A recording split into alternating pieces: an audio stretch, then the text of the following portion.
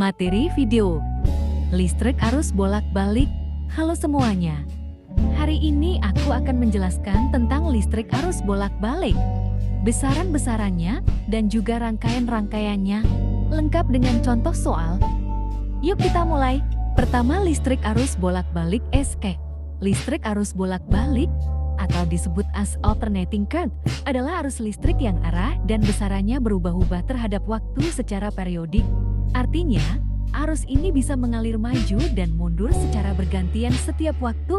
Arus AC biasanya dihasilkan oleh generator arus bolak-balik dan digunakan oleh PLN untuk menyalurkan listrik ke rumah-rumah.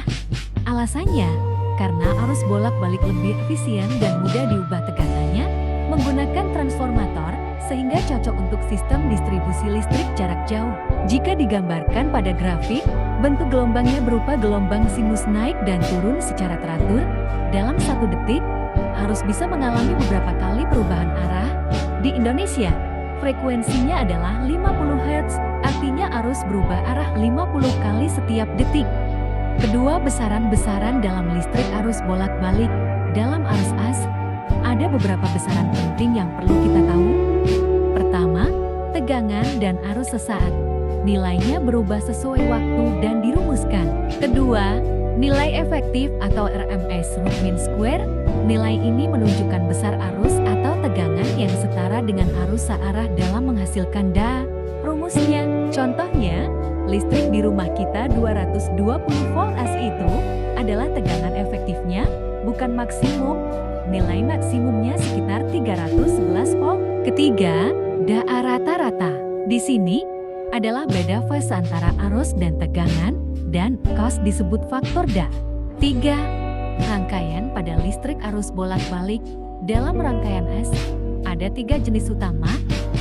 1. Rangkaian resistif R, hanya terdiri dari resistor, arus dan tegangan sefase.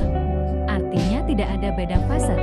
Da dihitung dengan 2. Rangkaian induktif lebar, terdiri dari kumparan atau induktor. Arus terlambat 90 derajat dibanding tegangan, reaktansi induktifnya. 3. Rangkaian kapasitif C, terdiri dari kapasitor, arus mendahului 90 derajat terhadap tegangan, reaktansinya.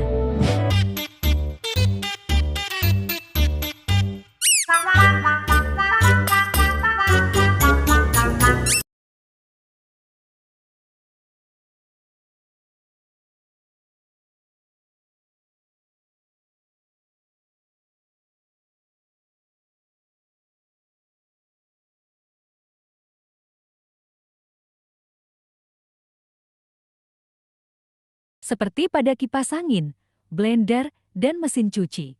Kemudian bel listrik juga memanfaatkan elektromagnet, di mana arus listrik menarik batang besi sehingga menghasilkan bunyi.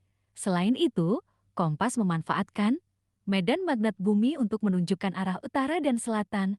Dan yang terakhir, transformator atau trafo bekerja berdasarkan induksi elektromagnetik untuk menaikkan atau menurunkan tegangan listrik.